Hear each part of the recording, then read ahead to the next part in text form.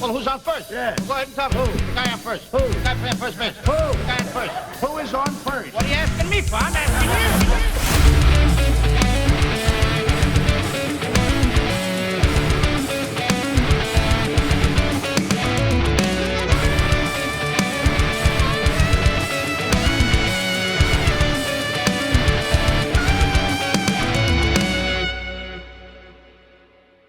What is up, everybody? Welcome to this episode of Who is on First. Thank you, everybody, for listening. I'm Tim Ellebrook. That is Brian Kaplinger. That is Michael Ramsey.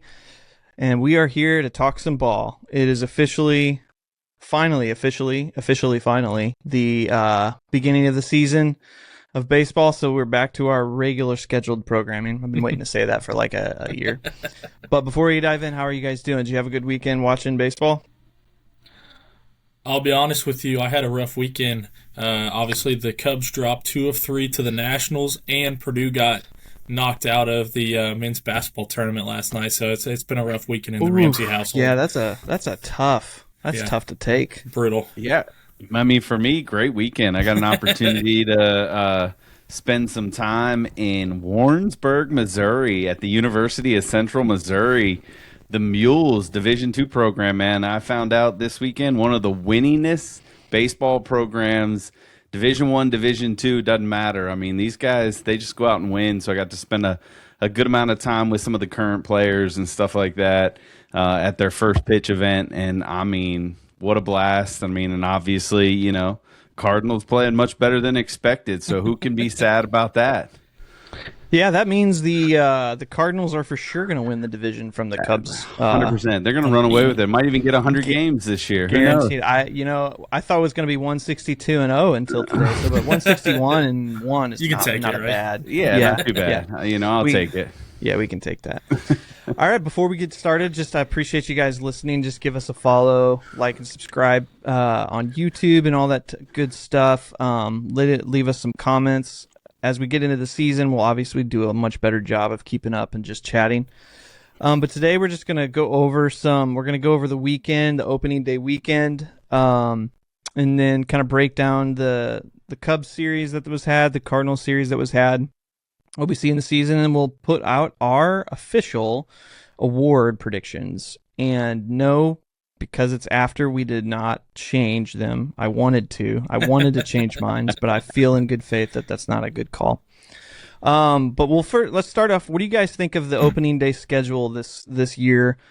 Last year, they played all 15 games on the same day on that Thursday, but this year they wanted to do one game on Wednesday, which was that Netflix game. We can talk about that a little bit, and then they scattered half of them on Thursday, half of them on Friday, and then finished, as the season's going. What do you guys think about that?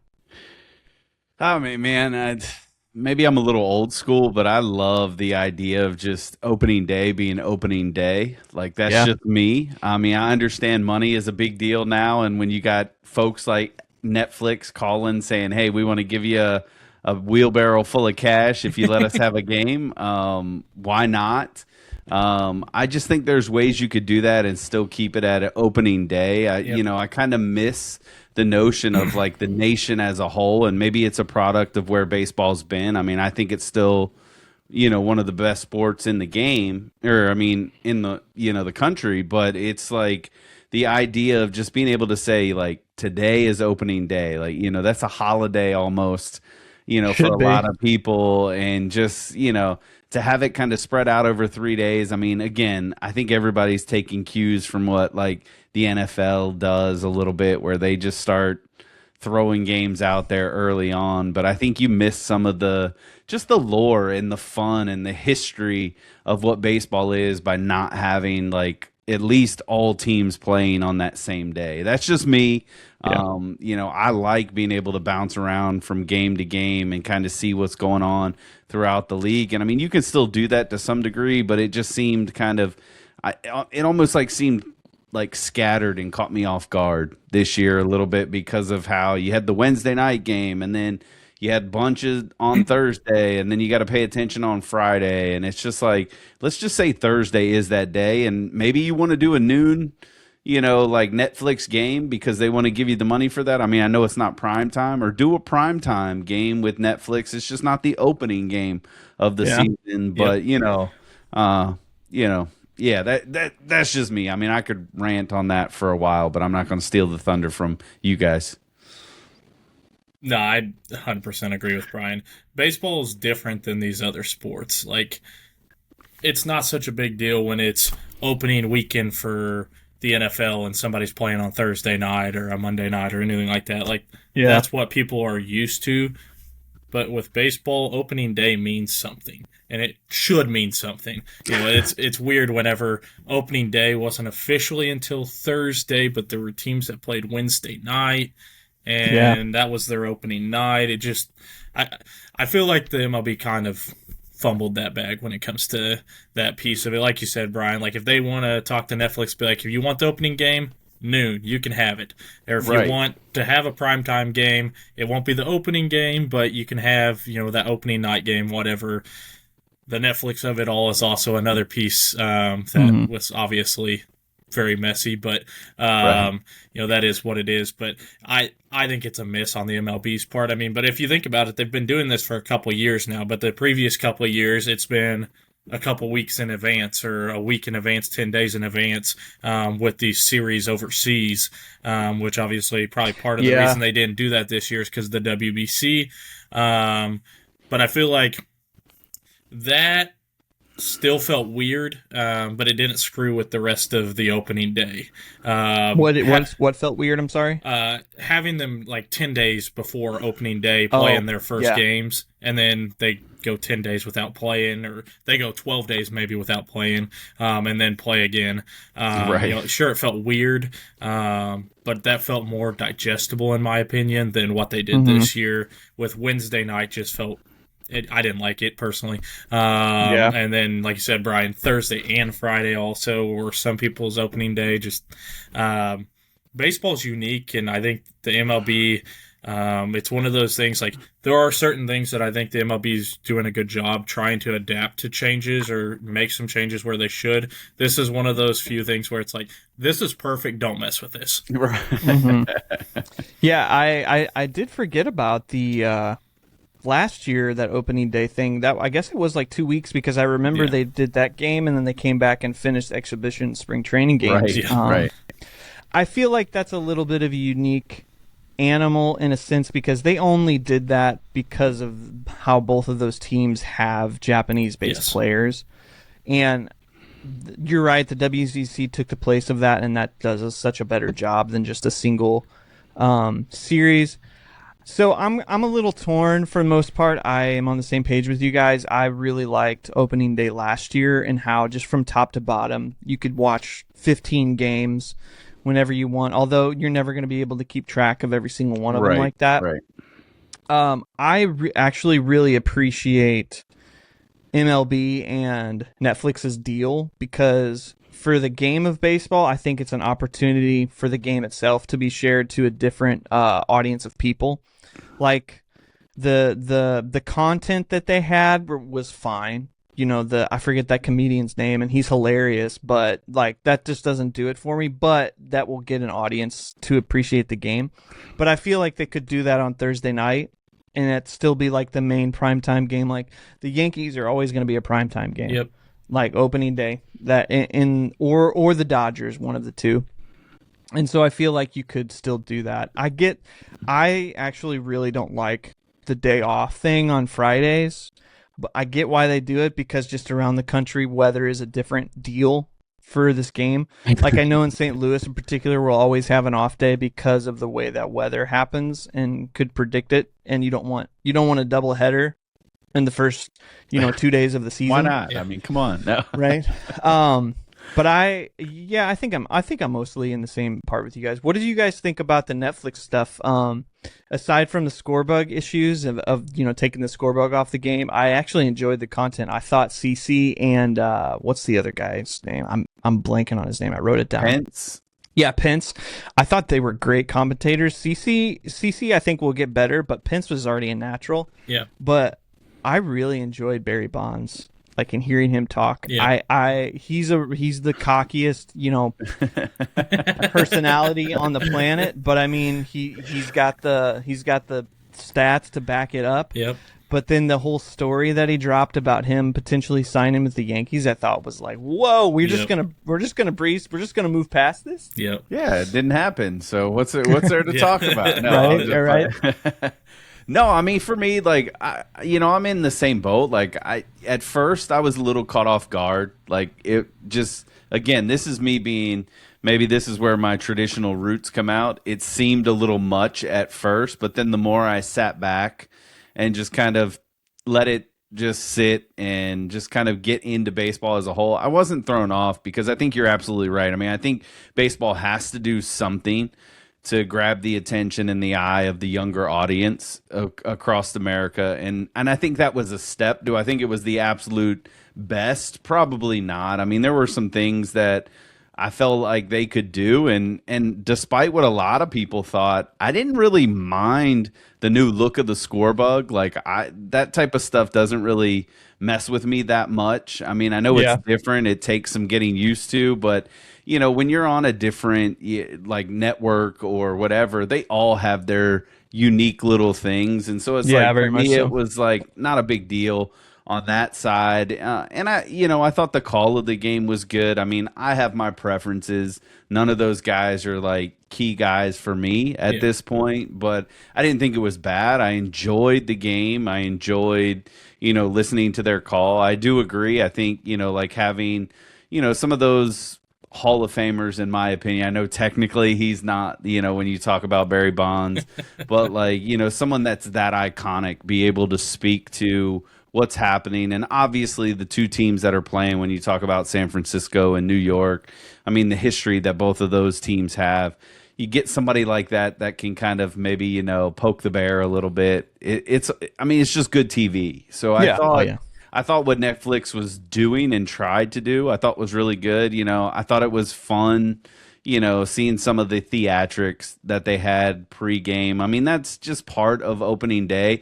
The only thing I would be hesitant and like I would caution Netflix and some of the others to be careful with is not rob like a team of their tradition for opening day. Now, I don't think they did that, but like, I don't know that something like that would work in St. Louis, and maybe they would never try that because of just how the significance of opening day and the Clydesdales and things like that. And so I think, that's something that MLB is going to have to watch and maybe not try and push. Now, I don't know that they'll ever have Netflix come to St. Louis. Okay. It's just probably not on their bucket list as far as teams to come cover, but it's just fine. We don't want them anyway. Right. It's just, it's just those things. Like, I think MLB's got to be careful because baseball, unlike a lot of other sports, you have to find that balance of tradition and today. And, and I think if you do it well, you'll draw fans while not outcast or driving away some of your, the people that have been around for decades watching this game. Yeah, I think it's one of those things that I think the video quality was a little poor overall compared to most games, I guess. But I actually I'm like you, Brian. I actually kind of like the Scorebug. It kind of reminded me of like a video game. The way it looked kind of looked sick. Ironic from a guy who doesn't really play many video games, but looked pretty sick. I do really think the MLB is doing a really nice job leaning into some of these guys, or bringing in some of these previous big names from the late 90s, early 2000s stuff, having King Griffey Jr. around for a lot of different things, even bringing Randy Johnson and people like this in, and then this whole crew, like these are all household names throughout the 2000s and stuff. So I think that part of it is actually good for baseball. Yes, are they probably less polished than some of these standard caller guys? Yeah, definitely. Same. Adam Wainwright wasn't perfect when he first got on there either. Yeah, right. You can't be dissing Matty V though. Like, no. Well, that's weird. Yeah, exactly. We won't go there, Tim. Yeah.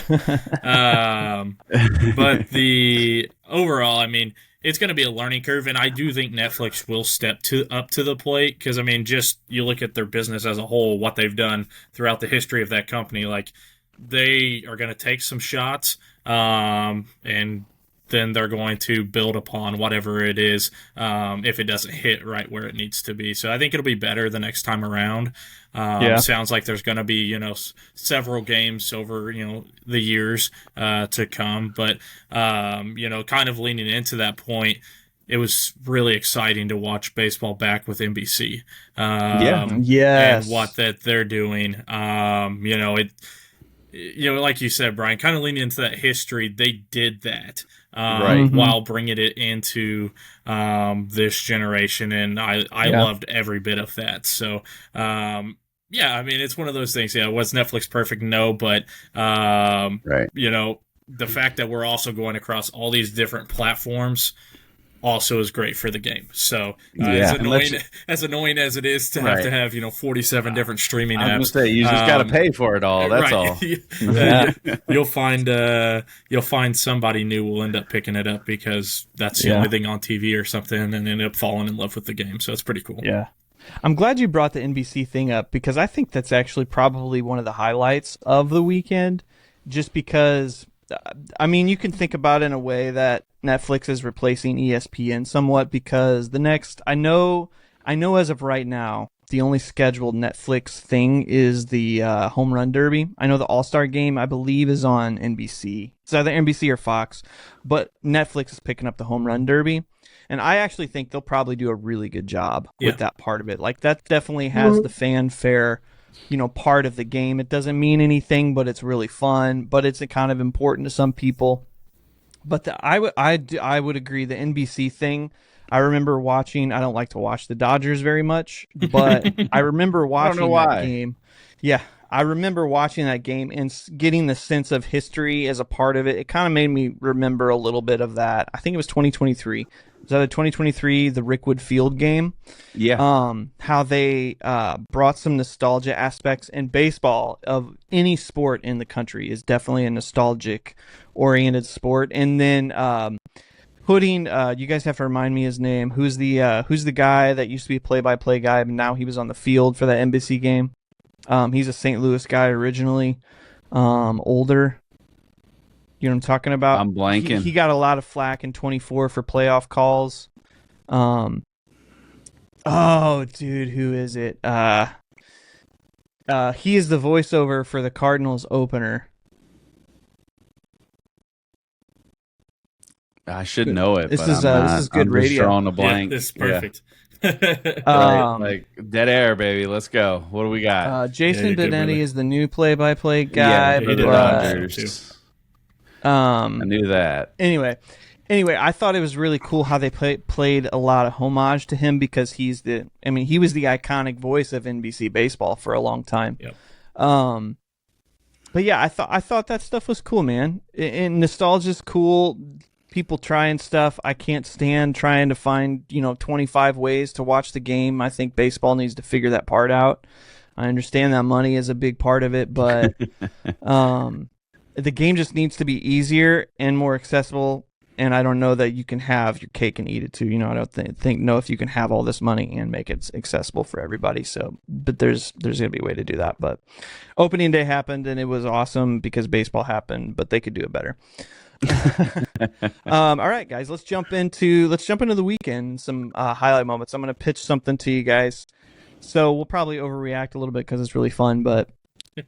One of the first games that stuck out, aside from the fact that the Giants are probably never going to win a game this year, my Cy Young pick for the National League did not have the best outing of all time. So does that mean he's going to not lose? Paul Skeens got knocked out in, 0.2 innings? Yeah. 5 runs, Right. 0.2 innings. Right. All earned. Yeah. Because technically, yeah, because OC never actually touched the ball. Right. But yeah, that game was crazy, guys. Holy cow. O'Neal Cruz is also my pick for a breakout year too. Right? Well, you did like say 0 from for the 3. offensive side, though. Fair. You at least Yeah. didn't talk about him defensively. So. True.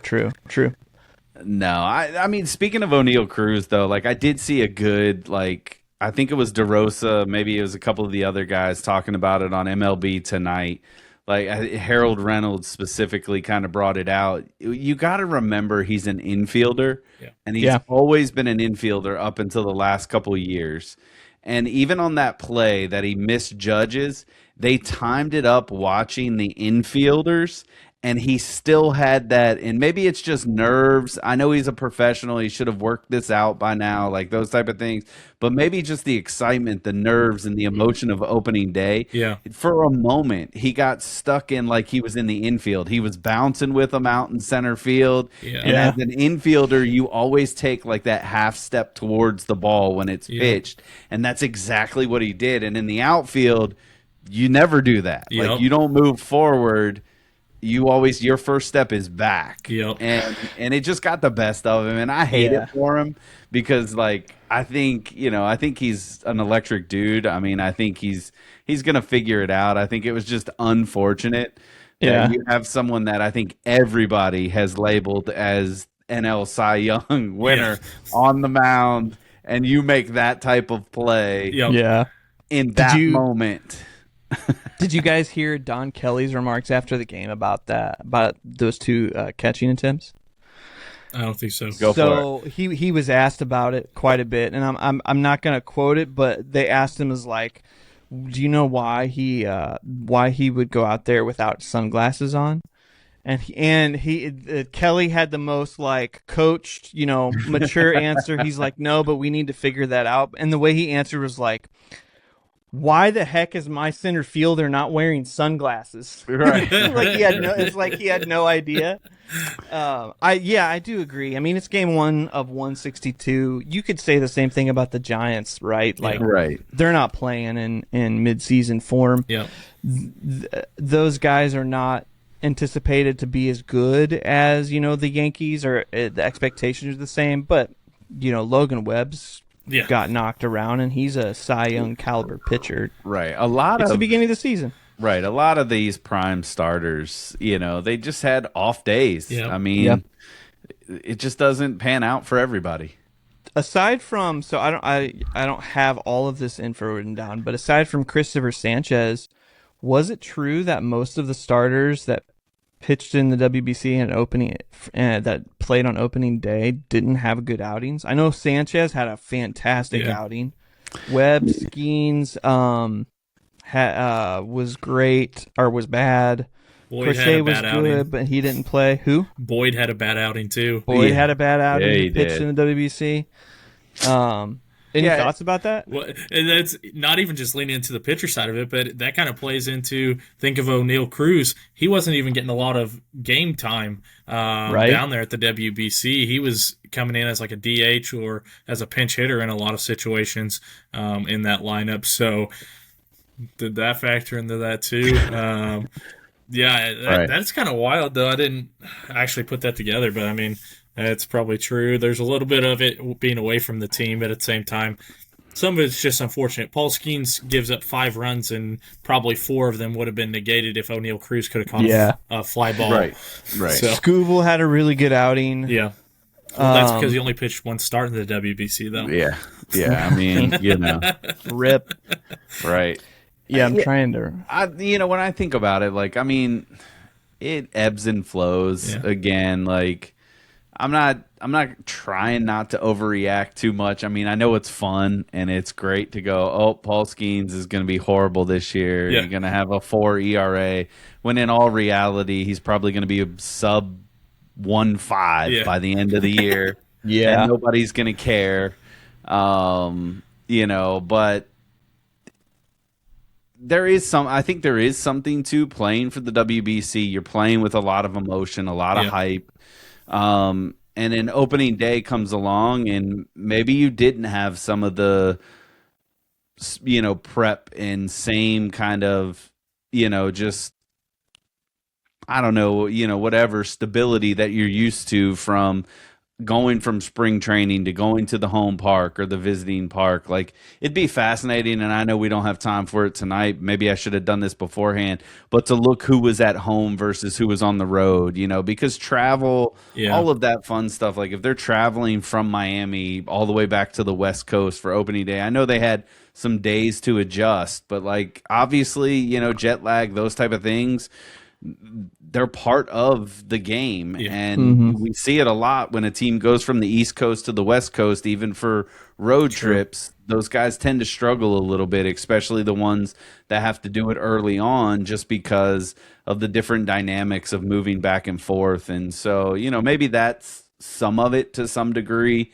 You can make a lot of excuses for a lot of guys, because again, Judge was horrid in game 1, but then you look at the next 2 games and it's like back to being Judge. Yeah, homer back to back.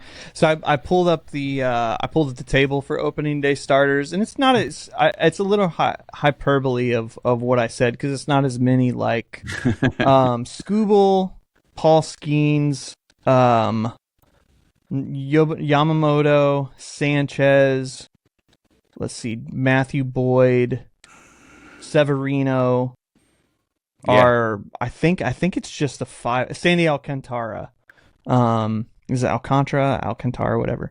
So it's 6 starters from the WBC, and I think Yamamoto had a pretty decent great game. Yeah, he had a great game. Severino had a pretty decent game. Alcantara had a decent game. So really, it was just 3 of them. It was Boyd, Skeens, and Webb. Logan Webb. Well, and you look at it too. It's like, yes, Webb gave up a lot of hits and gave up runs, but he also had like 7 or 8 Ks in the game too. Right, so it wasn't like he was completely horrible. Just wasn't sharp, leaving stuff over the middle of the plate. I mean, again, it's early; it's going to happen. And the irony, like you said, Brian, of Webb was that bad that night, but Judge of all people couldn't hit him. The guy went up 4 strikeouts. That's just hilarious. You don't even see that, right? Like, he may never do that again, right? Webb as an anomaly is an interesting pitcher to me anyway, because he's the biggest sinker baller I think you could put. And most of those guys are like ball in play, light contact type of guys. But it has a lot of movement, but the movement profile is like, man, it's pretty the same in standard, but he gets a lot of Ks. So he's kind of an interesting pitcher. Any other games or any other things from opening day? One of the things I wanted to bring up is the what's his name? Not Paul Skeens, Blue Jays guy. Dude, I'm so bad with names. It's like, holy cow. Which one? Dylan Cease. His first game 2 was just like, whoa. He had 12 strikeouts, I think. 12, 11. Yeah. I know him and Gosman had at least a minimum of 11 each. Yeah. There was some sort of stat about how no team has ever opened back-to-back games with like 20-something, 28 strikeouts from their starters. So that was a historic game. Yeah, I mean, for me, I think the 2 people that stood out to me from the weekend, I mean, one, I'm not going to steal one because I know Michael's going to bring him up, but 2 is Chase DeLauder for Cleveland. Yeah. Like, the kid's got 5 hits in 4 games, and 4 of them are home runs. Okay, so like, who would have expected that? I mean, off to a tear like that, that's great. And then I think it's Shea Langoliers we talked about the athletics, and that offense can be something special this year, and I think will scare a bunch of people. But I thought, Kurtz was going to do his thing. He's a little slower to start, but Langoliers has just said, you know what, I'm going to hit the ball, and I don't care. I'll hit a grand slam. I'll hit whatever I need to do. They just got to get pitching now. If they can figure out their pitching, that team is going to be dangerous if they can find a way into the wild card. Yeah. Yeah.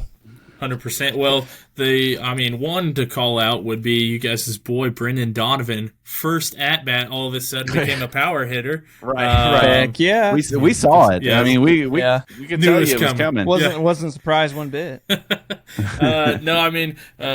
to call out would be Mike Trout. Right. if I knew Mike you were Trout going can- there. If Mike Trout can stay healthy, man, batted nearly 500 in a weekend series with Houston, 2 home runs. Nobody on base though. Right. That's typical. That's Trout's entire. Like the guy would have 1 million more RBIs if he had other guys get on base. Yeah, no, I mean Trout. I think we're all sitting here going, I wish that guy stays healthy like all year just to see what another productive season out of him would look like. Late in his career would be really sweet. I guess the team I'd call out would be the Blue Jays. Figuring it out versus the A's, even with the fact that the A's were hitting the ball, and Langoliers has this crazy series, but the Blue Jays somehow came out of that series with the sweep. So it's crazy. Kudos to them. I have to shout it out because I am, the resident White Sox hater on this, I was podcast. going to bring it up if nobody else did. Murakami. Right. The guy is raking right now. Now, supposed to not be able to hit. I think it's going to change because you're probably seeing him get, a fastball across the plate and he's catching that. But kudos to him. I have to give the shout out to the guy since I do hate on that team all the time. Yeah, I mean, it's like two things. You can admire the talent and the fact that, he can hit bombs, but know that like in a couple months the league's gonna have a book, and so who can adjust to what. I'm gonna call out CB Buckner. Had quite amazing legendary game of all time. I do wonder what this means for those guys. Like I know MLB has their own rating system and how they look at their umpires, but put them in the World Series behind the plate with overturned calls constant or like egregious notice. Like, dude, this guy is missing this so much, and they have data that's the entire fan base is now seeing the proof of it. Like he had I think it was 3 overturned calls and 1 AB. Yeah, right. And then, one team, Boston, got lost their challenge, so they couldn't argue it anymore. Yeah. So you could argue that was kind of on them for wasting the challenges. But he had like an 88 percentile, or 88% success rate, which is really bad. Like 94, 95 is like low. Right. And 88 is atrocious. Yeah. Atrocious. There's he missed 26 calls in that game. 26, and we're talking about, we had arguably one of the best umpires in the game get basically booted because he let his buddy have a gambling account with him. And it's like this guy had a perfect game in the World Series game. And it's and we're still dealing with this. I'm sorry. I don't care if he was gambling on the side. He had a perfect call.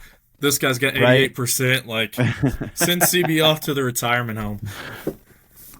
The other one, did you guys see the Matt Wallner challenge? I think it was from today's game. I don't remember the circumstances, it was 2 on base, but he took a strike call, literally. So if the strike zones are here, he took a strike call like this, and he challenged it, and then everybody started moving on, and he was like, he had this face of why is this called? And then you see the ball move into the strike zone, like it wasn't anywhere close to the edge, and he was like, how did I miss that? And it's like, buddy, come on, man. I think that's going to be the beauty of ABS is watching some of these guys when they see the call as what was I looking at when I challenged that? Because that is a 1.5 feet inside the zone versus outside. Yeah. I do. It kind of does make me think. There was a call today in the Cardinals game. I think it was Herrera. You could tell he reacted. I think it was like a sinker or a changeup. It moved really quick into him, but he moved out of the way. And in my mind, I was like, oh, you should challenge that. But we could see on TV it was in the zone. Yeah. But it kind of makes me think, from a hitter's point of view, when you're seeing that ball move towards you, because it cuts you off guard a little bit and oh, man, that's going to move and hit me. Right. Yeah. If it makes you think in your mind, oh, that's not in the zone, there's no way. But then you hear the ump call it a strike and you're like, wait a second, that's in the zone? Is that true? I wonder if that's going to change or have effect on players thought process of like what's actually with the movement of pitches and how crazy movement is nowadays. If that's going to make you think like, oh shoot, what is the zone actually? Do I even, what did I grew up learning? Yeah. Was that real? You know what I mean? Yeah, I mean, I would say the same game too. Victor Scott got called out on a third strike today on it was a slider, and it looked inside. And legitimately, when the catcher challenged it, I was like, "There's no way they're going to get that call." But when it came back in, I mean, it was like .1 of the ball hit that inside corner, and it's like, my question is like, and I know they're working on this hardcore, but like, really, did that ball cross, or did it just like, it clipped the very little bit of the, and that's just something hitters are going to have to adjust to. I think you're going to see some of the hitters, especially as it gets deeper in the counts like that, like when you have 2 strikes on you, you're going to get some more like maybe good for the game change, because you're not going to have these free swings because they think they can get it in the zone more. They're going to have some more defensive style swings and go back and either just foul it off or, be able to put it in play, just kind of slapping it some direction. Yeah, I kind of think, I mean, this is just a personal take. I think the game's heading that direction. I think the Blue Jays have proven like that approach and that type of offensive game plan really, really works. But you have to have the right talent and the right type of players and the right mindset to be able to do that. But I've enjoyed the ABS overall.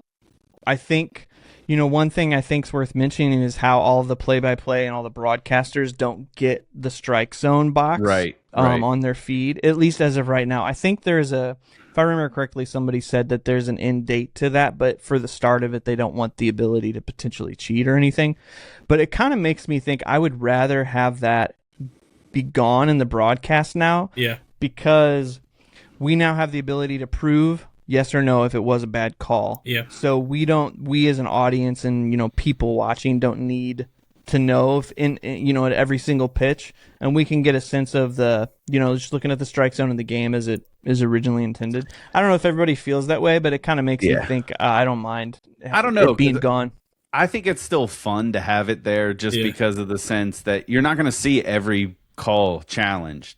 And so it's fun to see, like, okay, as the game progresses, I know where the strike zone is starting to develop. Like, even with the umpires, like, you're going to see there's this rhythm they get into, and all of a sudden you have, like, they'll be calling the outside pitch, and nobody's challenging it at first, and then all of a sudden they challenge it, and it's like this whole set of adjustment. Like, the pitcher has to adjust, the umpire has to adjust, the hitter has to adjust. It's going to be fascinating to watch, and I think if you remove the strike zone, just for the general fan, I think it's going to be harder for them to follow the pace of the game and follow the strike zone. Like, you and I, like, we know the strike zone because we watch a ton of baseball. You could remove that box for us, and I would venture to say we would at least be a little bit better than Buckner. Well, that's not and the calls even from the TV on this side. Yeah. Like, I think everybody could be, man. Right. And so I think there's fun in that, but I think for the casual fan, they would get lost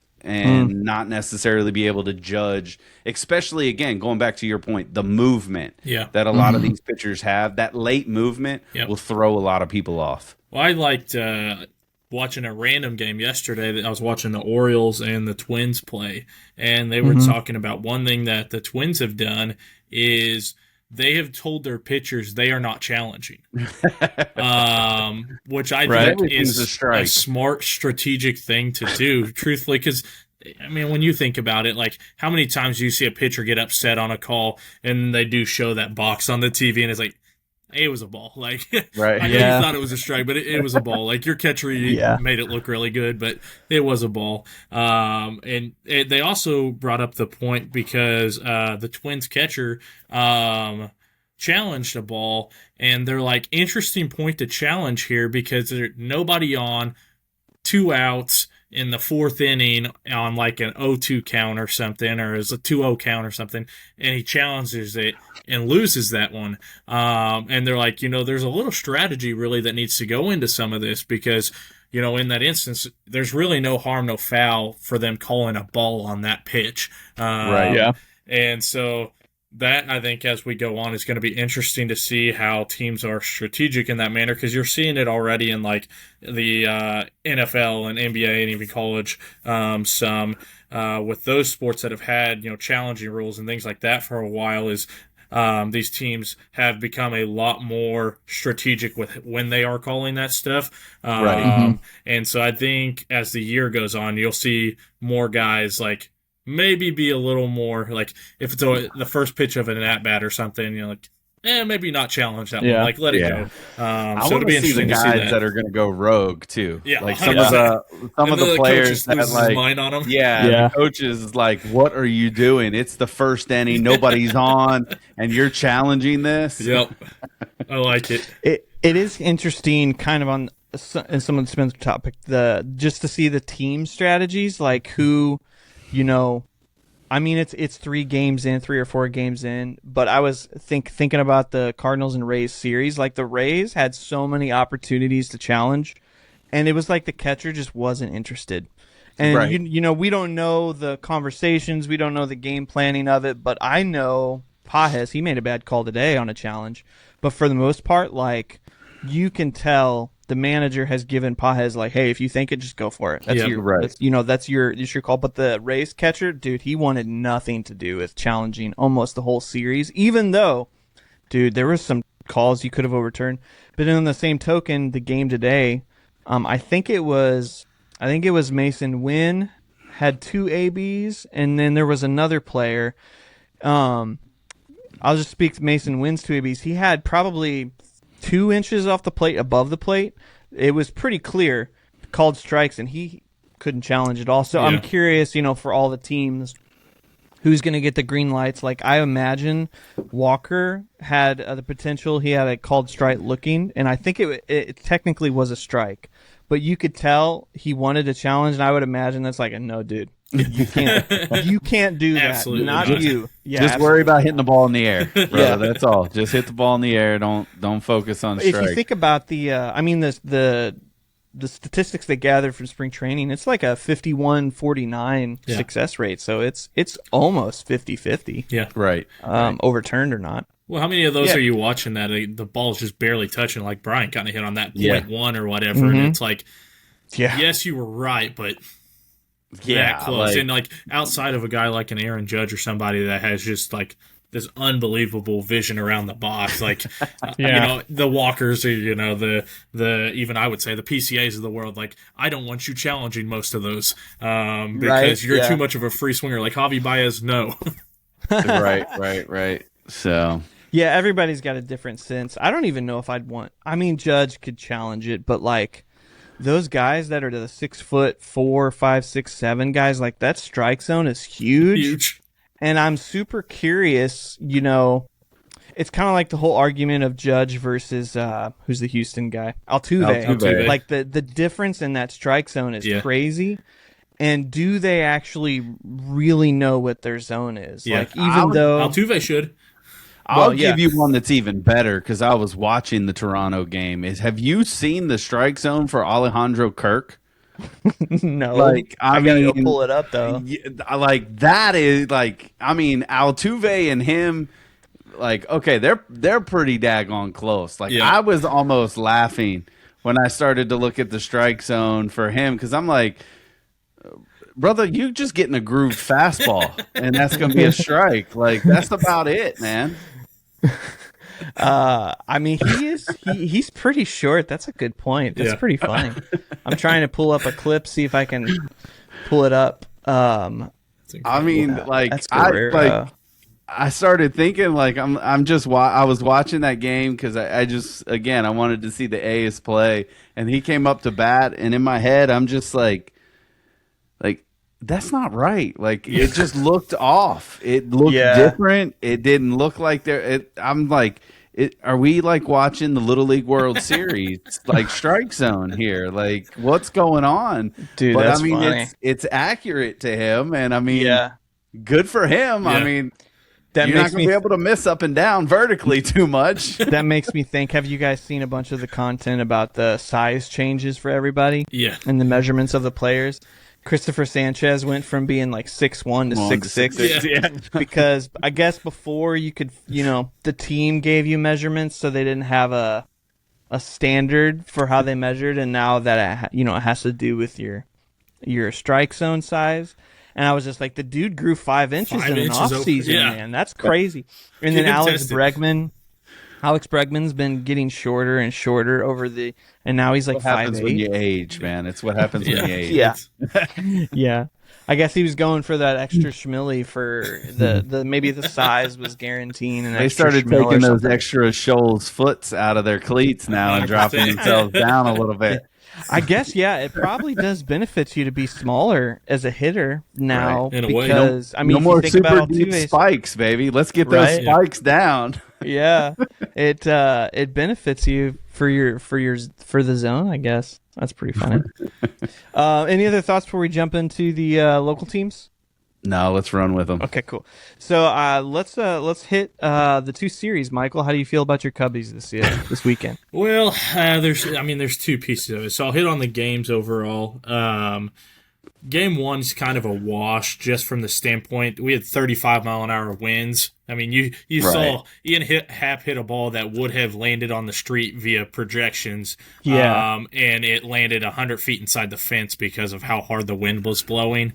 Had several balls that got up in the air and just got caught up in the hurricane that was up there. But, it's just one of those things. Is what it is. Got to see our old buddy Miles Michaelis game 2, which was Get great. right, Magical. Get right overall, and the usual suspects we thought would go yard. Miguel Amaya, first at bat, takes him yards. So, love to see it. But, drop 2 of 3, so you hate to see that. But overall, it was kind of a weird start today for Shota. Similar to last year, left a ball across the plate, home run. Mm-hmm. But then saw something we haven't seen much from him, and he had like 7 or 8 Ks in the game.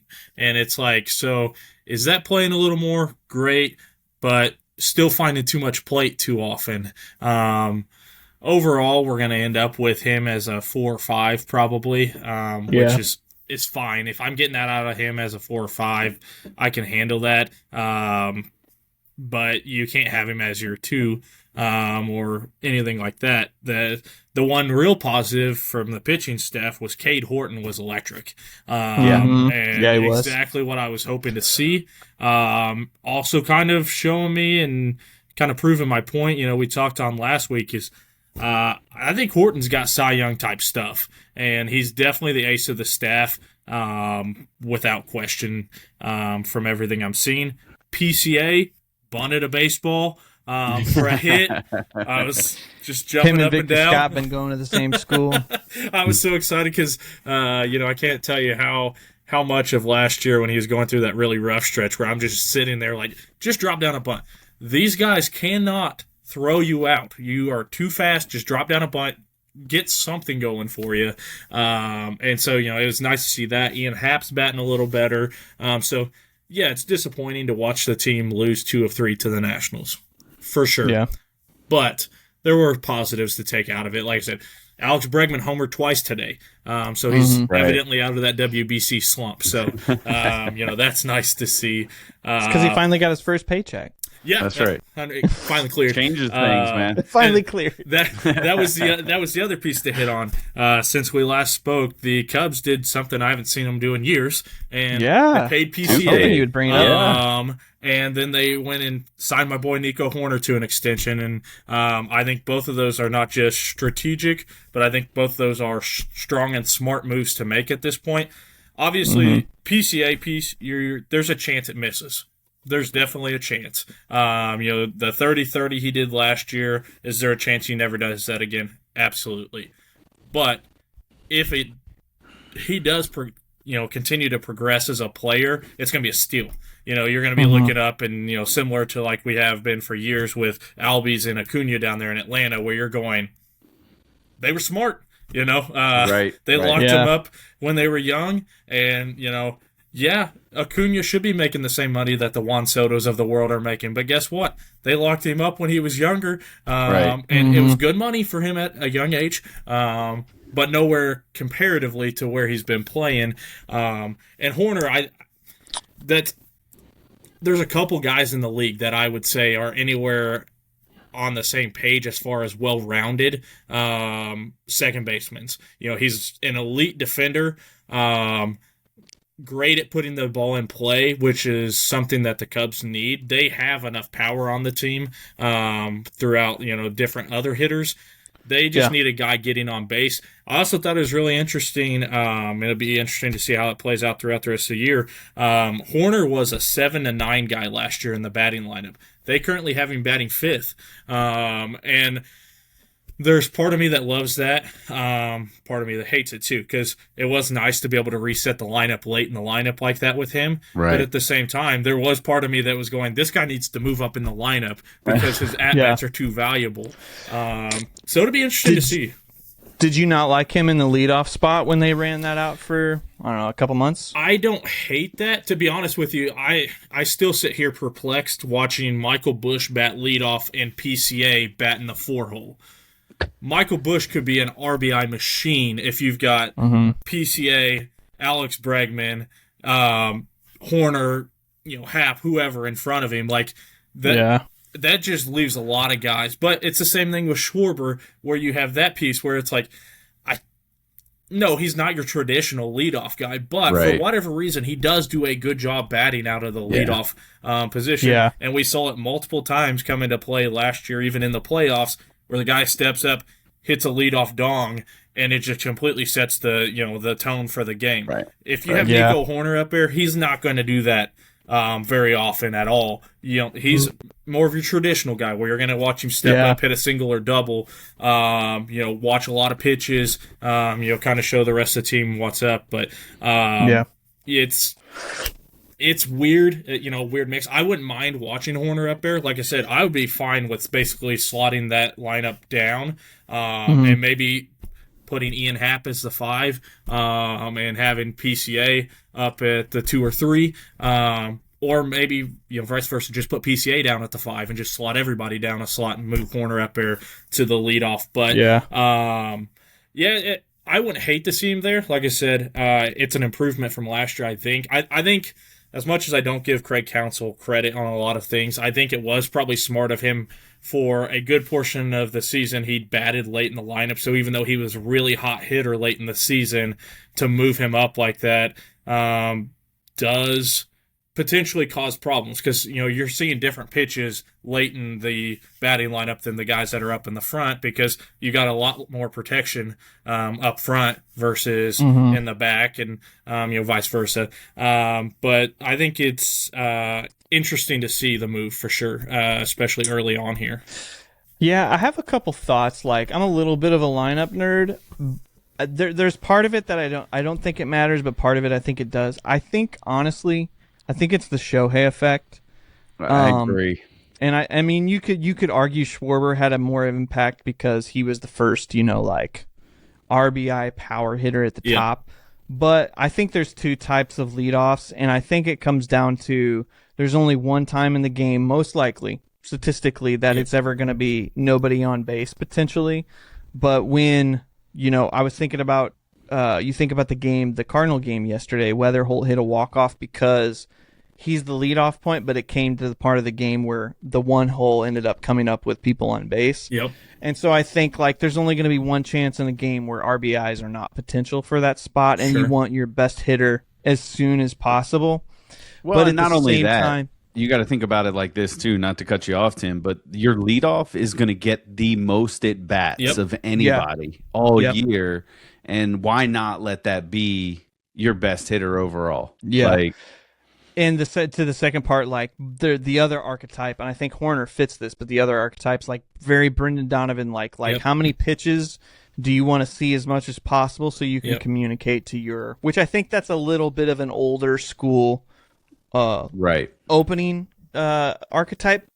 So I think you have both, but it depends on your team. Your team, I think you could put Horner at first and Michael Busch second, and technically Michael Busch might have more RBI opportunities, but if you think about 162, is it going to add 5 RBIs or 8 RBIs versus not?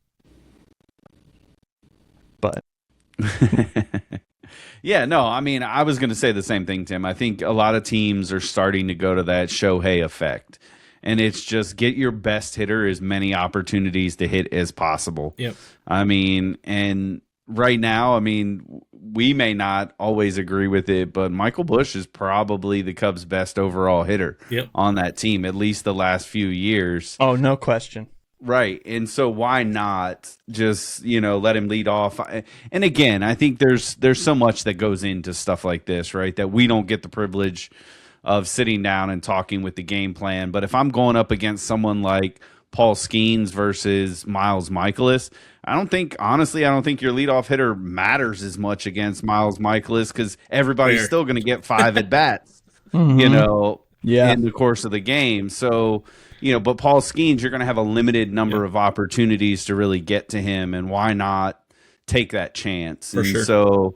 So again, being as someone who primarily when I was younger and played athletics, I led off.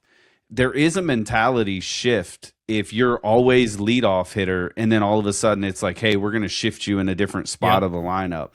Like, I know these guys are professionals and they should make adjustments, but you game plan your at-bats based on your position in the lineup. Yep. And especially at the major league level, your at-bat in the 2-hole versus the 1-hole should be vastly different as far as the approach given certain pitchers, who's on base, who's not on base. And so I think, there is more to it than just they should be able to hit wherever in the lineup. Right. I mean, on some levels, yes, they're professionals. They should. But that mental game, we all know in baseball, is big. Yep. It's big.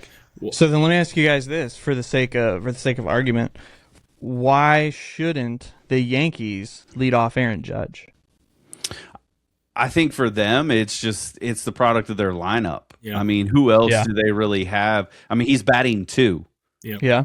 So their goal is they want somebody, because he's driving in runs. They want somebody on base. That's just their approach. I'm not saying it's the best approach for them, but that's their goal. Their goal is to get somebody on base. So like, I think about it like for the Mariners, right? Brendan Donovan is the perfect leadoff for them. Yep. Oh, absolutely. Get somebody in front that's going to draw a walk, that doesn't care if his batting average is 230, his on base is still going to be 350. Yep.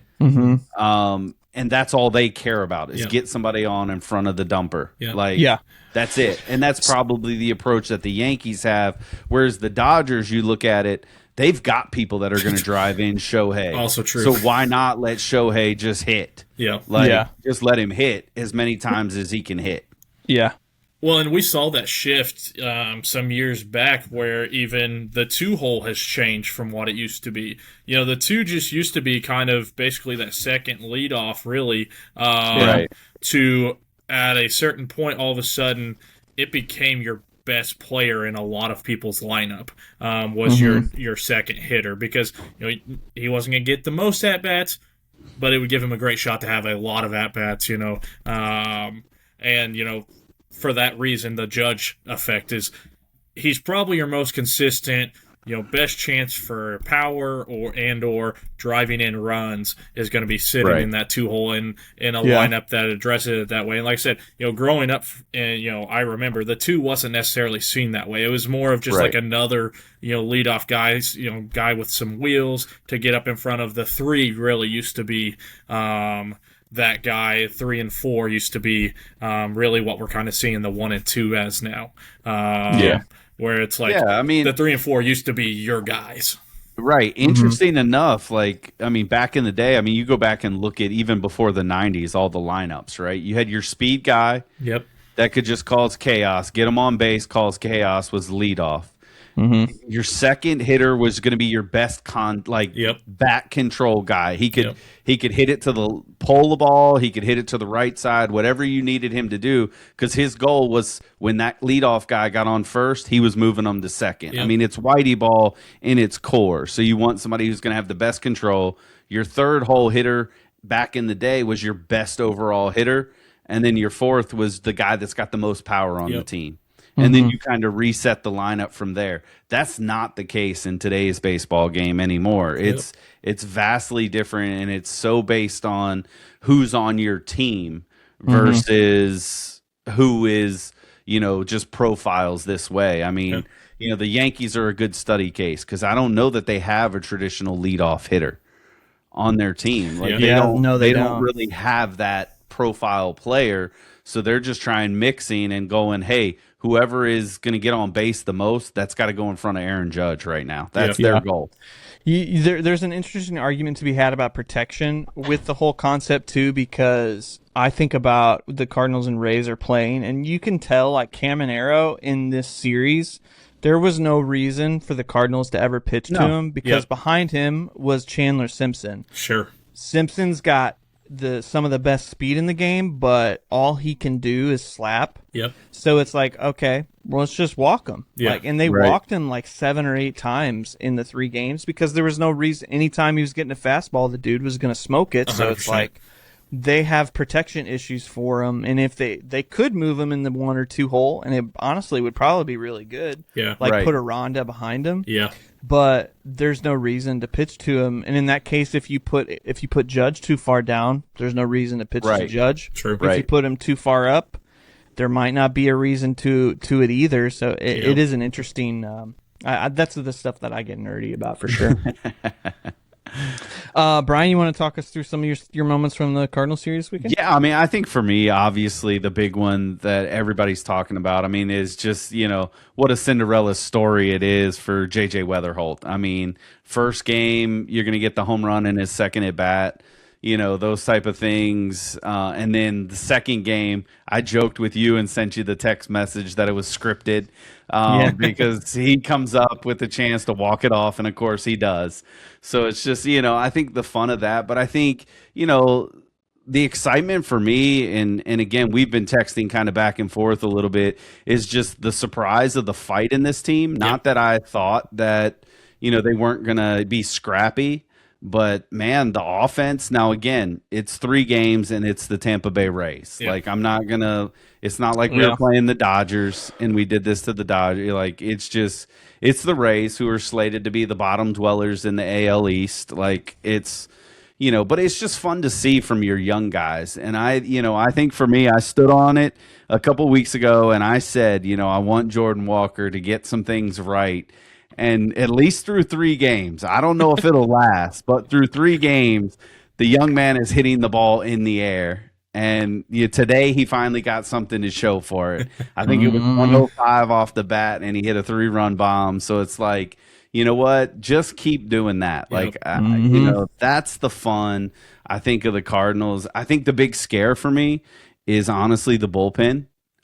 It's early. That's an understatement. But like, man, I am just like nervous. I mean, even today, like, I don't think they've given up less than 6 runs in each of the 3 games that they've entered as far as the bullpen.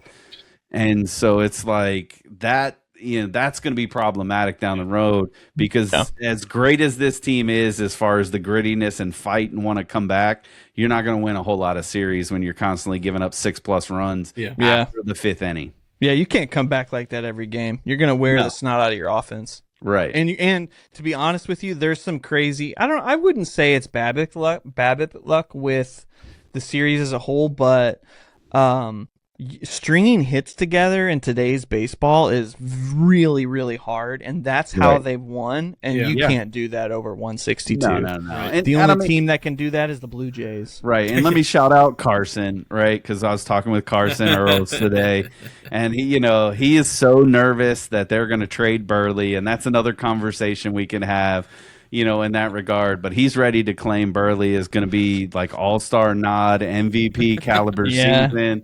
He's all in on Burley. And I mean, it's funny because I laughed at this last year when people talked about Burley seeming to try and insert himself in as this leader of this team. But I think it's paying dividends right now. Like he is looking like, even though we have some other veteran presence, he's looking like the guy that's been through the minor league system, been with some of these guys at different levels, that is really kind of rallying them together. And you saw that in the first game when he hit the big home run and just his reaction in that moment. It's meaningful. And so, again, I don't have any like grandeur that, they're going to go out and change the prediction. I still think, that if they're lucky, they're sniffing the wild card spot at the end of the season. But my God, is it fun to watch? Like, it is just fun to have Cardinal baseball that is doing something for you again. And it's not the same old that we've seen from the past few years. Yeah. So for me, I'm going to try and be a little stream of conscious about some of these things, but I was not as down on the offense, I think, as the rest of the league is, but I also know the small sample size that exists. Like, offense as a whole this weekend was really, really high. Yeah. I think there's something to be said about the fact that there's a new book being written for every hitter in the league, and it's going to take a month or so for people to have written out, like, Walker has struck out once in 3 games with like 12 to 14 plate appearances, which is pretty unheard of. Yeah. But today was the first day that they threw him low and away sliders. And so give him credit for hitting the fastball up and in, because we talked about that a couple weeks ago. He had like the worst hit rate or the worst swing rate of fastballs in the zone. But they're not trying to counter him completely yet. Yeah. I mean, come on, 400 with a 1400 OPS, man. You're not on board yet? No. I never said that. I never said that. I also think the Rays are weird. I don't Very watch much. a lot of Rays games, but there's some decisions. I remember the walk-off in Game 2. They replaced Herrera in the 2-hole with Pages as a defensive replacement. So Scott and Walker were on base for Weatherholt to come hit the kid who just hit a home run. He's had a good at bat, and they decided to pitch to him instead of walking and putting Pages at the plate, who's like one of the worst bats in the league. Yeah. So I'm like, today, dude, baby. Are you not trying to win the game? No, I know.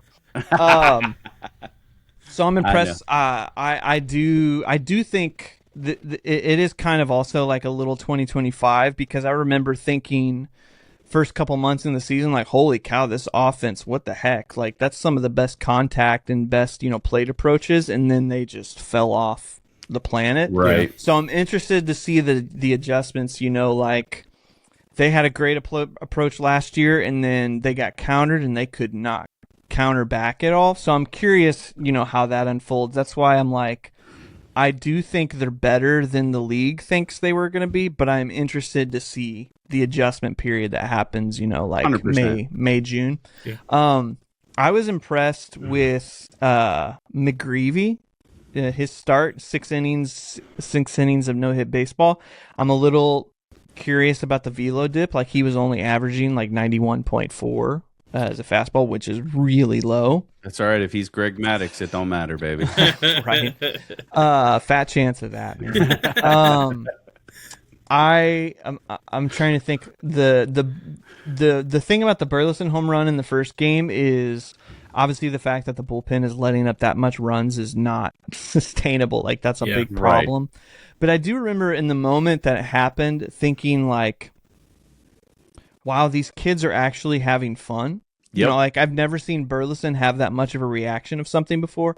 And it really makes me think of like what happened in the clubhouse, or what was the culture like a couple of years ago that they couldn't have this much fun or like be themselves. I've never seen Burleson act like that or react like that in that moment. Which makes me think like, why is this taking so long to realize like these kids just need to play and not be able to set their own tone. But that's for another day.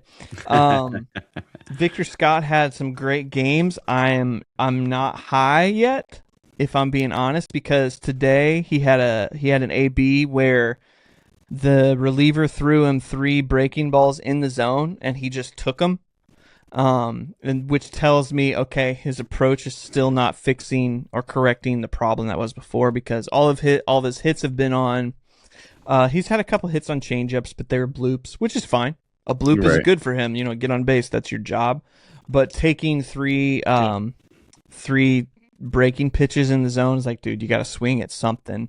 But he's 2 for 2 in steals in the first day. So he's probably going to get a couple hundred stolen bases, which is good for my stat lines or my fantasy leagues. I'm curious.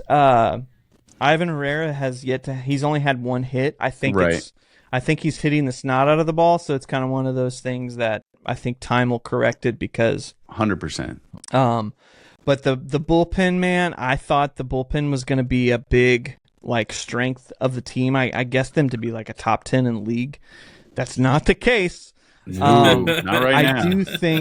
I do think there is some really good pitchers that are waiting to be called up. Why they chose the ones they chose? I mean, it's 3 games. In the grand scheme of the whole thing, it doesn't matter. I remember our bullpen having a bad start last year, and it ended up top 15 in the league. Right. But this team is going to get wore down and get really far in the standings and not have momentum if they keep letting the bullpen throw like that. I was actually really impressed and really enjoyed Dustin May's start today. The line doesn't say he did good, but I think he suffered some bad luck. You could tell that the game plan of the Rays was you see a sinker, you hit it. Yeah. And that's what they did. He adjusted pretty well. He had a couple innings after all the runs where he sat down everybody. He started throwing a sinker again, and they hit it like crazy. So I'm curious, the game plan and changes that they're going to make with him, because I think his stuff is electric. Like the movement on his pitches is just disgusting. I'm not worried about it. You know what I mean? Like, he's a really, really talented pitcher. So I think game planning and, changing, pitch sequencing it will be a big deal. I'm pretty also Pages needs to go. I've usually been a pretty big advocate for defensive catchers, but 3 games in, I know he hit a home run, but man, I don't know, he's kind of slow. At the plate, he's making bad calls, and I know it's 3 games, but I don't know. I've usually been okay with him, but maybe Redbird Riot's got me on this thing on Twitter, because he's been tweeting Pages is only on the team because he has a good time with Newton Arenado, by the way, and maybe he's got something to that. But he's got to. But hey, it makes my Leo prediction of being up before the break all the better. Yeah. Well, it makes me think. Crooks is supposed to be a Patrick Bailey-esque defensive catcher. Like, why is he not up here doing the defensive part and figuring it, the ABs later? And then, man, I do got to give props to Walker, like his approach, and he's hitting fastballs and swinging at pitches in the zone, which is the problem. Judge gets fooled and strikes out with sliders low and away and breaking pitches low and away. Yep. Everybody will. When you have that much power, you're going to chase like that. But the difference is when Judge gets fastballs in the zone, they're crushed. Yeah. And Walker wasn't doing the second part of that. Yeah. So it's really, really good to see, he's got the hardest hit balls of the day today, I think. He had a 114.9 hit double. Yeah. Jeez. And so, crush fastballs in the zone, swing and miss at all that garbage. Yep. But if you crush this stuff, you're gonna be good, kid. Yeah. Sorry, that was a lot of stream of consciousness right there. It's all right. It's all good. Gorman had a good AB today too. Had a home run. No, that's had what a you horrible call a AB miracle. at the same time, a pinch hit. But It'll be interesting to watch. I think that'll be the case because we did get to see some power this weekend from the Cardinals lineup. And if that does stay, I think this lineup is vastly different than what anybody would have expected. I think it's all game plan and approach, man. I think the talent's always been there. And this is probably the case with, I think the Cubs are better at this simply because they have, a little more age. Yeah. I think Bregman is great for this. But, with the game of baseball being so dependent upon punch and counterpunch, back and forth, Victor Scott last year had a great first half. Right. And we all thought, I was like, holy cow, this kid's a stud. They threw him, kind of the same thing with Walker. They threw him change-ups in the zone, and he didn't know how to do. He didn't know what to do. And spent the whole rest of the season just not knowing what to do. Yeah. So what are they going to do? What's the league going to do to them, in a couple months? And how will they adjust to that? Yeah. It would be the thing that I'm paying attention to. But also at the same time, they're fun. Just enjoy it. They're not supposed to be good, but they're good right now. Yeah. That's it. It's really fun to watch. It's entertaining. 100%. I couldn't agree more.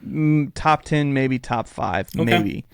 My runner-up is Corey Seager, and then my MVP pick is it's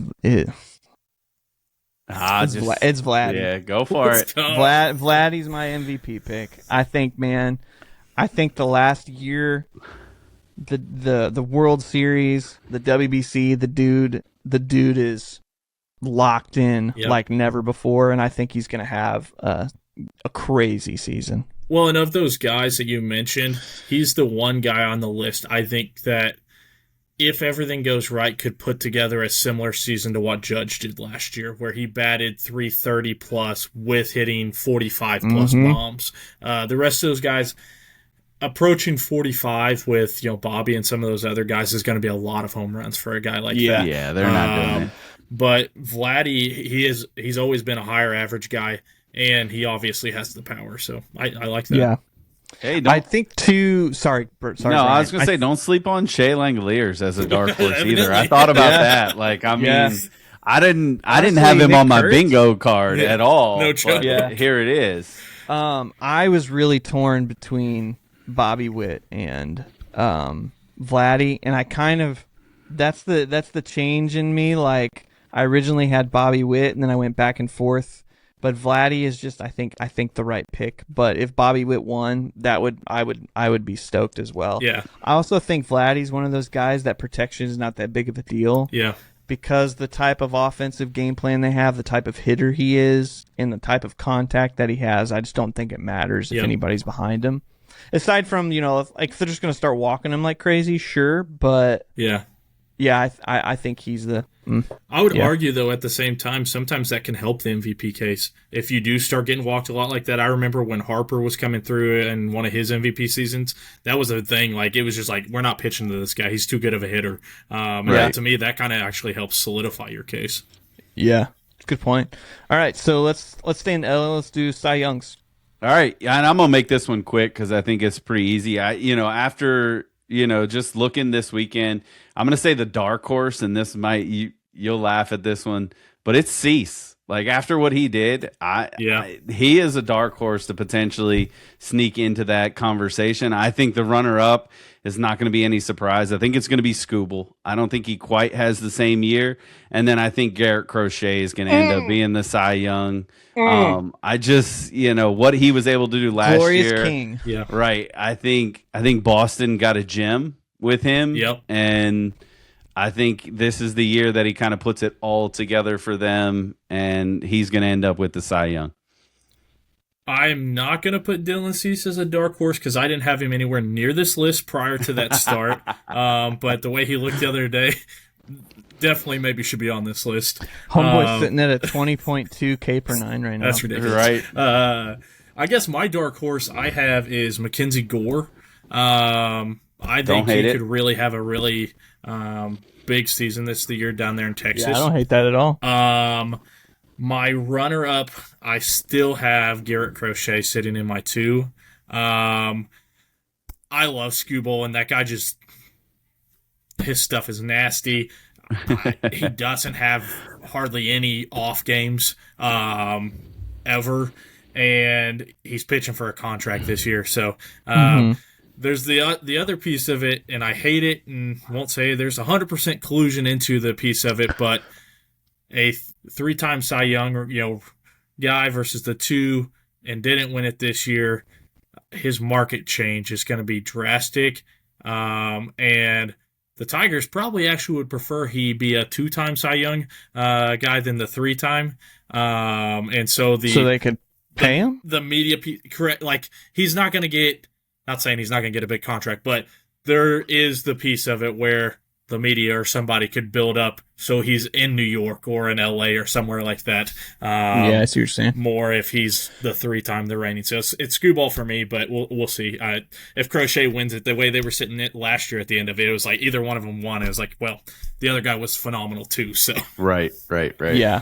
So my dark horse is dude, I'm having such a hard time with names right now. Who's the who started for the Royals?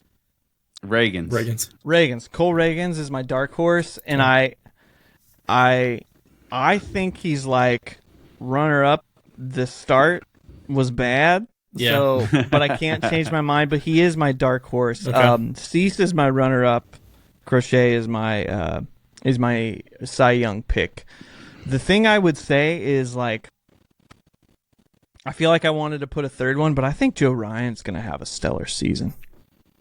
The only thing is we don't know what league he's going to stay in. Yeah. If he stayed in the AL, I think he would be top 3. I think he's going to have a Hunter Brown like season from 25. Okay. But Dylan Cease is my runner-up. I think this year moving to the AL, back to the AL, I think he's going to have crazy good numbers. But I think Crochet is it. Personally, I think also Cam Schlittler is someone to look out for too. Yeah, right. Like his top 3, top 5. That dude's got some nasty. Man, he's got some nasty stuff in his delivery and his mechanics hide really well. But I don't think he's going to have enough innings. Okay. Just because it's his first real year in the league. Okay. All right, moving up to Rookie of the Year. Let's do it. Yeah, I mean, I think we're all going to kind of land on this one, especially in the AL. But for me, I think maybe the dark horse for me, and again, maybe I'm reading into this a little bit, but I think DeLauder. I really do think that he has a chance of putting himself in that conversation. At the beginning of the year, Samuel Basallo from Baltimore, I thought was going to kind of be in that conversation, and I pegged him as 2. And again, I think the no-brainer, and I think it's going to be across the board for a lot of people. I think it's just going to be Kevin McGonigal for Detroit is going to be the Rookie of the Year in the AL. Like, I just don't see, anybody really playing close to what he's going to be able to do. I mean, that kid looks like he is legitimately born to play baseball, especially in Detroit. Yeah. Yeah, that's a good pick. So I guess my dark horse would be I'll go with Banzana. Okay. Banzana? Really stuff he did for Australia there in the WBC. Really liked seeing some of that stuff out of him.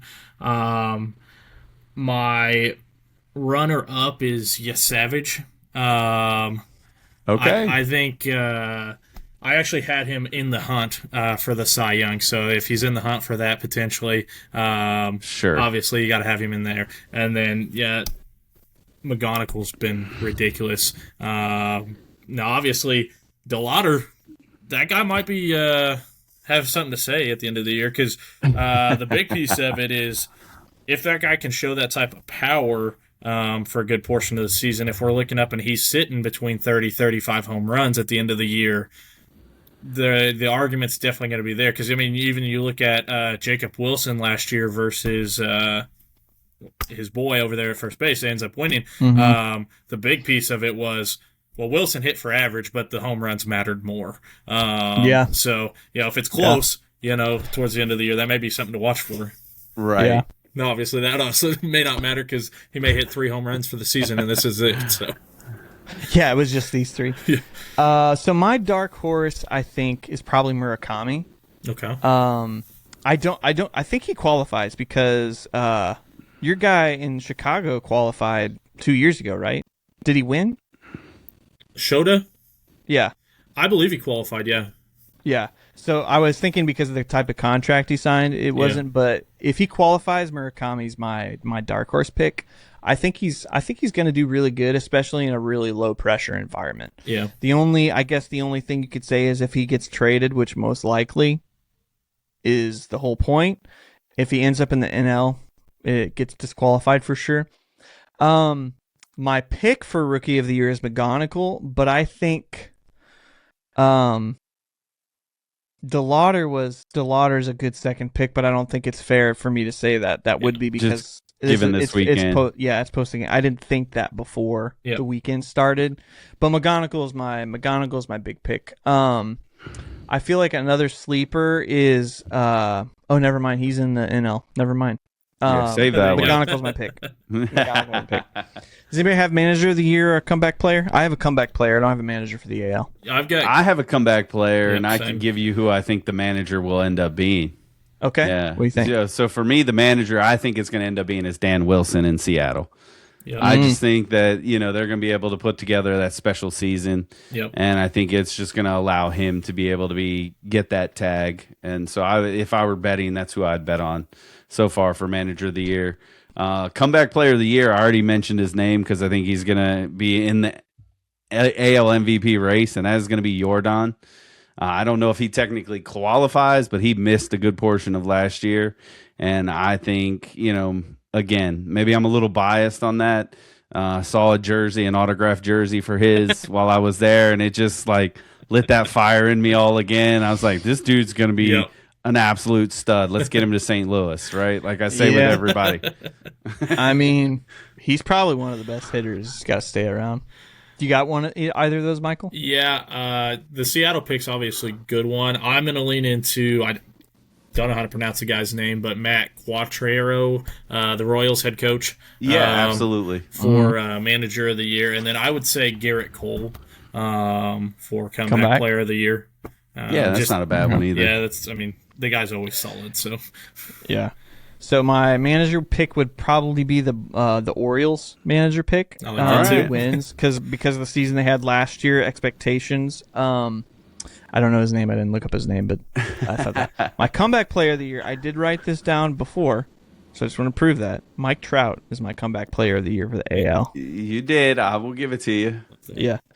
The start of the season is proving that to happen. He's got a 40% walk rate right now. That's crazy. That's what made Trout so great when he was young, though, too. Yeah. It's because he doesn't nobody have any behind him. So you just walk him. It's not that big of a deal. All right, we jumping over to the NL. We locked the AL picks in. You guys have those written down, right? Because we can post about it later. Okay. All right. Brian, start us off with the NL MVP. Stereotypical.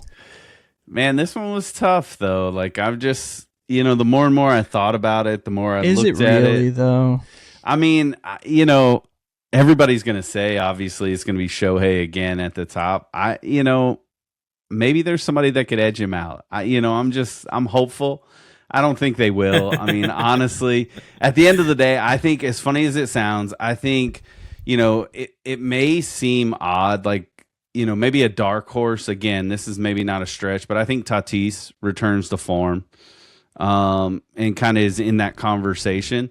I think the second place is actually going to be Paul Skeens. I think he does enough this year, and the Pirates are a little bit better, that he's in the conversation for the NL MVP as well as what we're going to talk about next. But then I as crazy as it is, I mean, I think with Shohei returning to the mound and being able to hit, honestly, he's going to do his thing, and we're still going to be talking about him as NL MVP. There's a world where he could win the Cy Young and the MVP at the same time. They would love for that to happen too. Yeah, I know they would.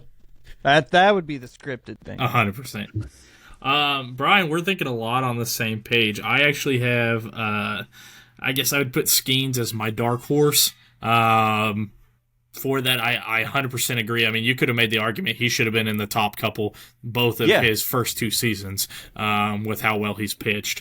For the runner-up, I actually have Ohtani. All right. Because of the fatigue factor that does set in sometimes. And there is always a chance that Ohtani does not, isn't able to pitch the full season. Obviously, if he comes out and he's electric the entire season, there's no way anybody's competing with that. Even if the guy bats like 220, he's still going to win it. But I have Tatis winning it. Okay. It's one of those things that Tatis is got superstar, in him. His bat's electric. He is a phenomenal defender. And even though San Diego is a smaller market, I feel like Tatis' name is big enough to, kind of help propel him up. Especially, obviously, depending on if Ohtani's season is, more average rather than, superb. So, yeah, I have Tatis there, obviously. We'll see what happens. They went 1-2 in their first two games, so maybe it was a terrible pick, but we'll see. Yeah, Tatis is interesting, man. There's a different personality that he has when he played in the WBC in those games than when he's in San Diego. I don't know what. when you watch him in San Diego lately, last couple of years, I love the dude. But something seems weird. I don't know. So my MVP pick is Shohei. I think the only thing that is ever going to stop him is injury. If he hurts himself pitching, I think he's going to run away with it. I think he's going to beat Barry Bonds' number. Just the fact that he pitches, the fact that MLB loves him, the fact that all the writers love him, and honestly, he's good. Yes, right. Right. It's not like he's mediocre and just can do both. 100%. He's elite at both. I think this year he's going to be a Cy Young contender, so I think he's running away with MVP. A couple dark horses for me. Acuna is a dark horse for me this year. I can see it. Yeah, I can see it. Coming back fully healthy the start of the season, he played in the WBC. He's the best player on that team. Yeah. I think he's a dark horse. He could be a runner-up too. I'm trying to think, did I have anybody else that would be a good watch out for? I was thinking Bo Bichette, but I'm not sure. Yeah, I'm not sure.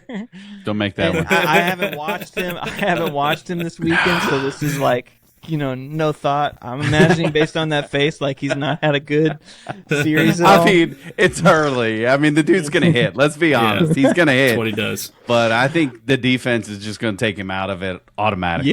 Yeah. Like the last one I'll say, like, it could be another dark horse. I think Michael Busch is really close to getting in the conversation, like top 5, top 10. Don't tease him. Don't you do that to me.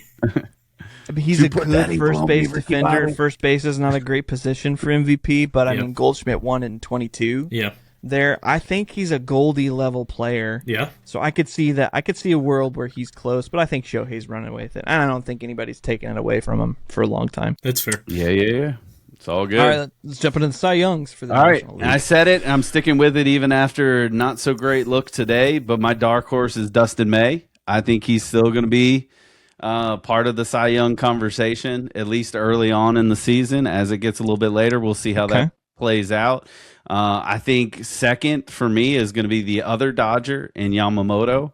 And I think that Paul Skeens obviously is going to just run away with the Cy Young. Okay. It's not even going to be close. Again, I don't take that first start as indication that anything's changed in him. Yeah. I would have thrown him back out there for game 2. Yeah, you only had like 40 pitches. Right, like, come on now. So my dark horse, I've told you guys, is Cade Horton. I think there's a legitimate world in which he finishes top 2, especially after seeing him pitch the other day. My runner-up was Yoshi as well. I had Logan Webb in the mix, but Yoshi especially really won me over last year with what he did in the playoffs. Really liked what he did. And then Skeens is, he's just a different animal. Though he does have a 67 ERA right now, so we'll see. Dude, those are some crazy numbers in the stat world right now because 100%. of stuff. So I would say my dark horse is interesting. Let me come back. So I think my runner-up is Sanchez. My Cy Young pick is Skeens. I'm pretty high on Sanchez, man. Like, he's great. He's so underpaid, too, for how good he is. Yep. There's a world where I could see, if Skeens has another couple bad starts like this, just because the team around him, the defense around him, whatever. I could see Sanchez getting too far ahead in the race. It's a long season, so it would take a lot. Yeah. Right. I think the Miz is my dark horse.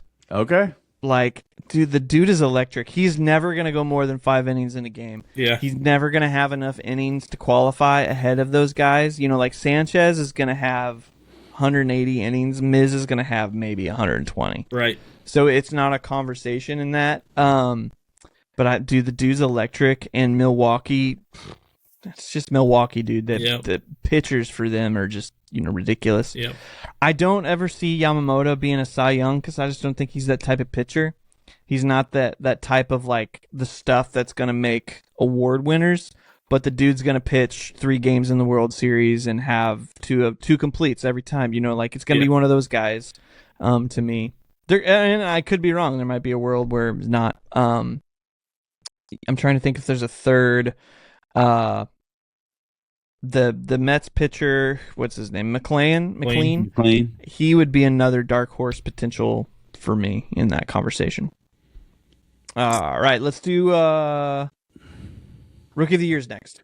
All right, yeah. I mean, for me, the dark horse for me is simply this is going to be Owen Casey out of Miami. I mean, I know that kind of stings a little bit, Michael, but I think it's one of those things. He's going to get an opportunity to play, and if he puts together a good season, he's going to be in the conversation. I honestly think that Pittsburgh's going to bring up Griffin sooner, and I think he'll be second. Right now, I think the hype is with him, and it's not just a hometown pick, but I think JJ is going to be the Rookie of the Year, and he's setting the tone early in the season already. That's been my pick all along. Yeah, no, I actually agree with most of what you just said, except for I kind of changed things up. So I have McLean in the running. He's a great young pitcher as well. But I think Griffin's probably the dark horse just because he is coming up late compared to the rest of them. So he's really going to have to put in some phenomenal work while he is up. I've seen other years where guys that have come up late, it's hard for them to track that down. Right. So we'll see. I mean, if he puts together a phenomenal stretch, I mean, Paul Skeens came up late and he still chased it down. So we'll see. I have Weatherhold at 2. Now, given after watching this weekend, I'll tell you, I am a believer in what that kid can do, so we'll see. And then I had Casey actually winning it, because I think I told you guys, I think the Marlins are going to take a nice step forward this year. And so I think between that and he does definitely have some raw power, showed it off today. So I think there's a chance that you're going to see a substantial rookie home run number out of him this year, especially since he already got the short end of the season last year to see a little bit of MLB pitching. Played really well for Team Canada as well. So yeah, he's my pick for it. Yeah. So I have McLean winning it, actually. Okay. And it hurts to say a little bit. I think JJ's the runner-up, so I think the Cardinals benefit from it no matter what. Yep. But I think McLean's stuff is just that good. Yep. Casey was a really good argument for me. I wouldn't consider him a dark horse because I think he's going to be in the top 3. Sure. I'm trying to think. I don't think Connor Griffin's going to make it up. The Pirates office is really weird, and I'm not sure it doesn't benefit them to bring him up at all this year at this point because of the rules of the Rookie of the Year thing. Like, he has to be on the opening day roster from them to benefit for it at all. Yeah. And because he's so young, because he struggled the end of spring, like, it doesn't benefit the office to do that at all. But again, it's the Pirates, so whatever. I just don't think he's going to do enough based on the time period that he comes up to be in the running. Yeah. So I guess you could consider him a dark horse, but I struggled between Casey, McLean, and Weatherhold because I think they're all really, really close to each other. Yep. I would put Weatherhold above Casey just simply because of the tools are different. JJ's more way more contact oriented. Yep. But Casey's going to have way more home run numbers for sure. But I think McLean's just too electric. But I hope I'm wrong. I hope JJ wins it because that would be pretty cool. I'd be cool with that, upset. I 100% agree that McLean's stuff is absolutely nasty. We saw that in the WBC, but the one thing that gets him into trouble is when he leaves those pitches across the plate, and that's the one thing I worry about with him is he's going to have multiple games this year where it's like 3/4 of his game was phenomenal. But he had an inning where he gave up 4 runs, and you'll see his ERA get a little inflated at times. But, yeah, I mean, what we saw in the WBC, his sweeper and stuff was absolutely disgusting. Yeah, right. Yeah, very much so. All right, so let's do manager and comeback player. All right, so for me, again, make this one quick. I'm going to stick with my prediction. I think the Pirates are much better than people think they are, and I think because of that, Don Kelly is going to get the nod for manager of the year. My comeback player of the year, Michael, you're going to appreciate this. I think it's going to be Justin Steele. I think when he gets back and he gets to pitch, I think there's something valuable because he's going to add something to the Cubs that they're going to need. Because right now, I think that's the weakest part of their team is their starting pitching, and they're going to need him. And I think he's going to be able to produce, and I think it'll be big for him. Yeah. Yeah, I actually am very much the same as far as I have the Pirates head coach, mostly because they've been such a dumpster fire for years, and the fact that I think they're going to be a wild card team, but even if they're just sniffing the playoffs this year, I think he'll end up getting the nod because it's not going to be the Dave Roberts of the world. It's not going to be Craig Counsell unless they have some like crazy run where the Dodgers win 120 games or something ridiculous. Yeah. But and then I actually had O'Neal Cruz making a huge comeback turnaround this year. So we'll see if that happens, but not looking as hopeful as I had thought after watching game 1.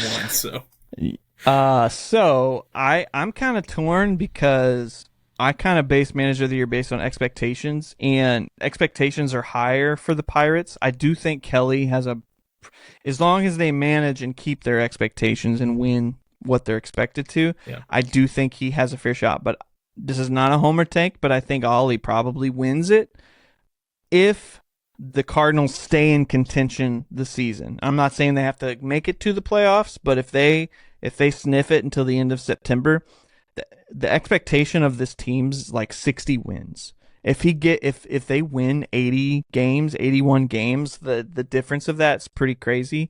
I do know like making the playoffs is a big deal for it. So you could argue that's why Kelly's going to win, especially if they make it. Right.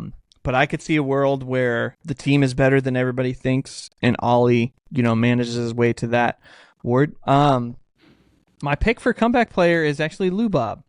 Okay, I think he's gonna have a great season, man. Yeah, not a bad start. I mean, it hasn't been electric, but he's done some good things. Yeah. I think a dark horse mention. I don't think it's fair because I didn't pick it before, but I think Walker could be a comeback player of the year. Don't you give me hope. Just let it sit. Knock on wood right now. Let it sit. It's 3 games. Let it sit. Yeah, no. But if he does that and takes this 3 games and has like a 20-25 home run season, 27-25% K rate, like that's a comeback player, man. Yeah. Oh, absolutely. Because especially if you look at the last 2 seasons. Yeah. But Lou Bob is for sure my pick. If I had to go dark horse on a manager of the year, I'd say keep an eye on Torey Lovello there in Arizona. As potential. Yeah. I mean, because I would throw dark horse. Like if you're talking player wise, it just had horrific last year. I mean, watch out for Arenado. I think he's rejuvenated once again out there, and right. Like I mean, change of scenery sometimes does wonder. You say Lou Bob, I mean, it could be really big for Arenado out there. Yeah. I think an honorable mention for dark horse for comeback in the AL would be Jake Berger and who's the Rangers DH? I always blank on his name. Jock Peterson. Yeah, Jock Peterson could be potentially comeback players too. Yeah, it wouldn't be comeback, but I really want to see Jeremy Pena get back to doing what he was doing before he got injured for Houston as well. Amen. Yeah. Amen. Yeah. All right, guys. I guess that wraps it up, right? That's it. All right. Those are our picks. Yep. Those are our picks for the year. You guys let us know if you had any picks in the comments. That would be much appreciated. Give us a like, follow, subscribe, all that goodness on socials. And let's enjoy baseball because it's back and let's watch the snot out of it. Yes. Appreciate you guys, and we'll see you in the next episode.